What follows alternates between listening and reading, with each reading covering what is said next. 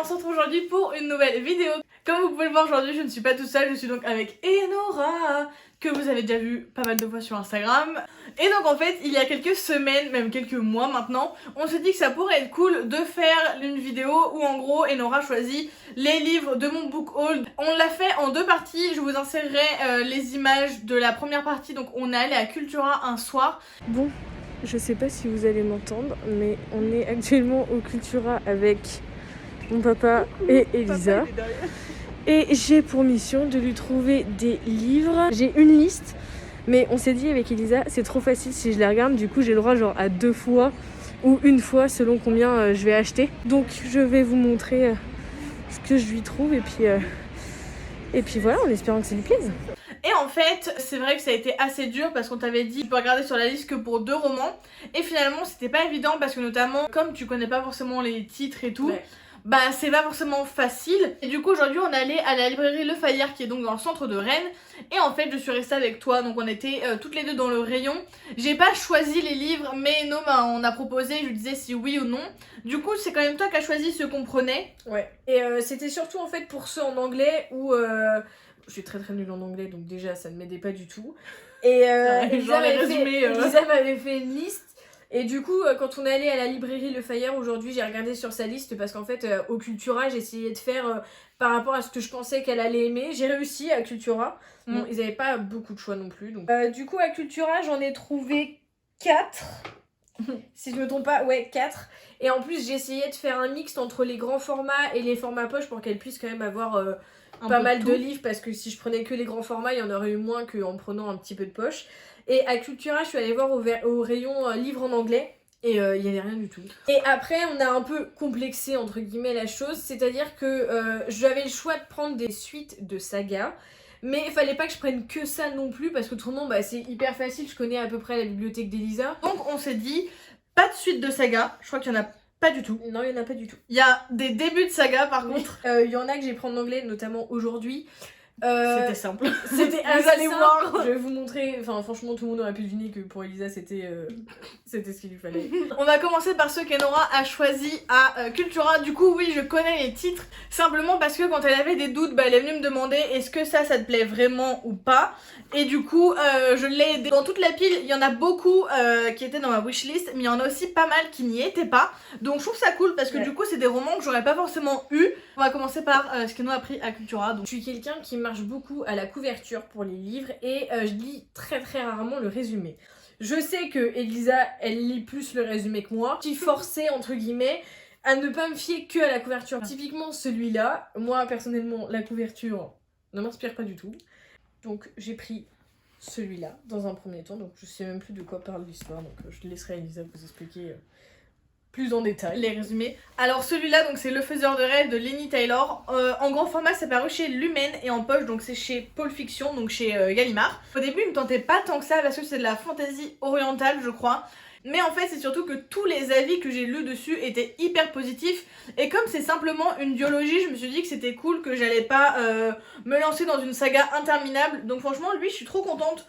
Quand tu m'as demandé un en poche, c'est un des premiers que je t'ai conseillé. Et en plus, comme j'ai fini pas mal de sagas ces derniers temps, je trouve ça cool d'en commencer des nouvelles. Donc franchement, lui, je suis trop contente de l'avoir et je me le serais sûrement pas acheté de suite, en tout cas, si tu l'avais pas pris. Donc franchement, ça c'est cool. Donc à Cultura, je lui ai pris également celui-là. Ça, c'est une saga. Je sais pas combien il y a de tomes. Non, il y en a plus que ça, non? Non, il y en a 2. Je croyais en avoir vu 3. En gros, donc c'est Six of Crows, donc de Leigh Bardugo, je sais pas comment on prononce son nom, mais voilà. Et en fait, ça se base sur l'univers de Grisha, mais Grisha c'est une saga qui me tente pas tant que ça, et là il y en a 3 dans Grisha. Ah, okay. On peut lire Six of Crows sans avoir lu Grisha. Une saga, celle-là qui me fait beaucoup plus envie, donc franchement je suis trop contente. Et pareil, je me serais pas penchée dessus de suite, c'était dans ma wishlist, mais je crois que même pas que c'était dans la liste que je t'ai mis, non, je sais plus. Et du coup, c'était les 2 en poche que tu m'as pris à Cultura. À Cultura, ouais. Après, j'en ai pris en grand format. J'ai commencé par celui que j'ai choisi toute seule. Il faut savoir qu'en fait, Elisa était dans le Cultura en même temps que moi, en fait. Avec papa. Avec papa. Et en fait, j'essayais de faire en sorte de pas trop la croiser et qu'elle ne passe pas quand j'étais dans les rayons. Je cherchais des livres qui pouvaient lui plaire et c'est vrai que quand je cherche des livres pour Elisa, Je pars sur tout ce qui est un petit peu représentation LGBT, représentation pour tout ce qui est personnes de couleur, la religion, enfin les personnes qui sont en minorité représentées dans les livres. Je sais que c'est des trucs qui plaisent vraiment à Elisa. J'ai pris celui-là que j'ai choisi toute seule, donc c'est un sacré pavé. Et en fait, dedans, il y a l'équivalent de 4 livres. Du coup, je trouvais qu'en termes de prix, il était à 25 €. Donc je me suis dit 25 € pour l'équivalent de 4 livres en grand format. Voilà.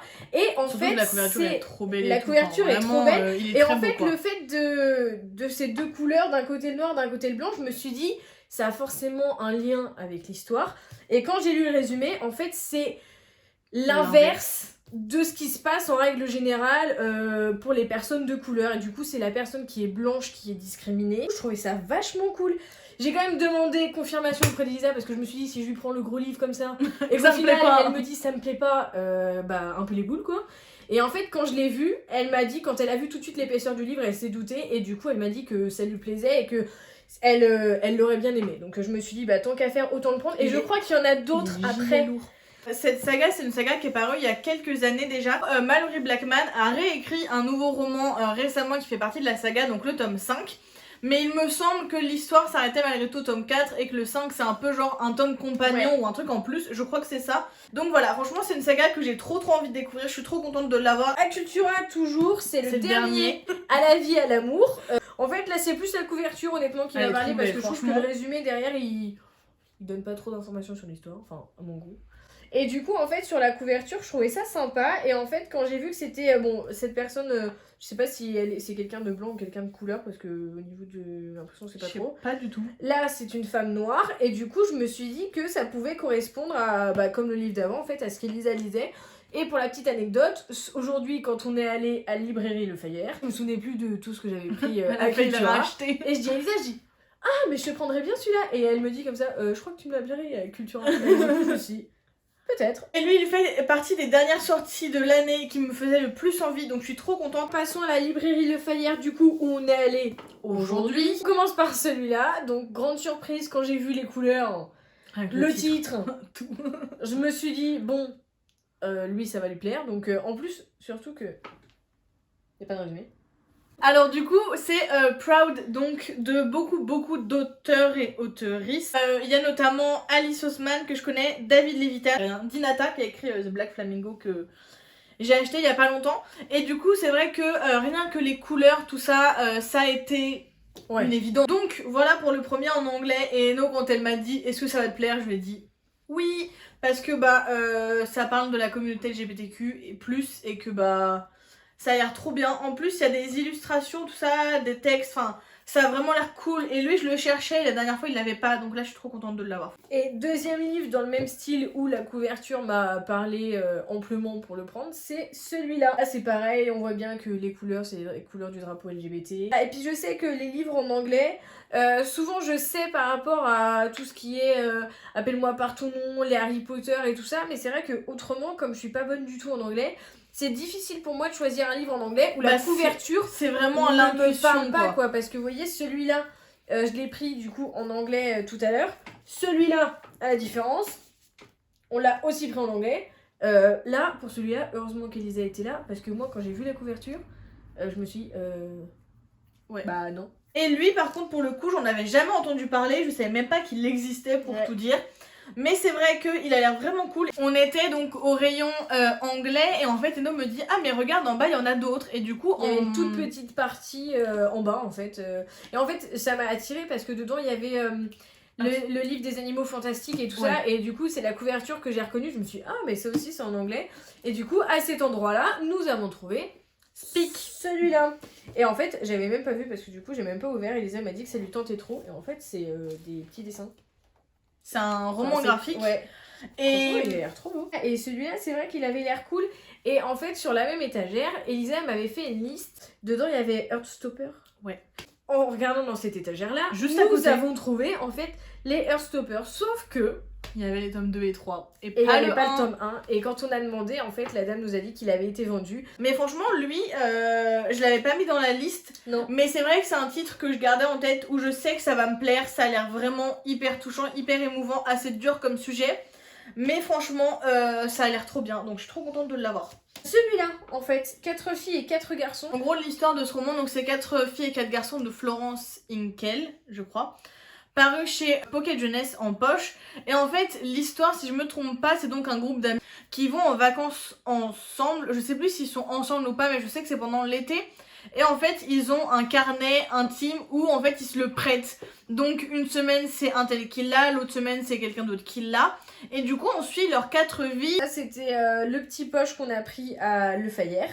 Et du coup le dernier que j'ai choisi plus ou moins toute seule, j'ai juste demandé confirmation à Elisa, c'est Flocon d'amour. En fait ce qu'il faut savoir, c'est qu'après Nos étoiles contraires, on a eu un engouement pour ce style de livre, ce style de film. Et l'auteur en général. Et du coup on en a eu plein de lui, on a eu Qui es-tu Alaska, La face cachée de Margot, La face cachée de Margot, Le théorème des Catherine, enfin on en a eu plein. Et du coup en fait on les a tous lus rapidement. Quand on était à la librairie Le Fayère, je suis passée devant ce livre. Puis d'un coup je dis à Elisa, je dis ah mais c'est le même auteur que Deux étoiles contraires. Et Elisa elle me dit ah bah lui il me tente. Et en fait je savais pas si on l'avait, du coup je lui dis bah est-ce qu'on l'a. Et elle me dit bah c'est l'un des seuls en fait qu'on n'a pas. Et du coup celui-là il avait l'air cool. Et c'est aussi par rapport à la saison dans laquelle on est en plein hiver. Je me suis dit les flocons de neige, les machins, les bidules, les trucs.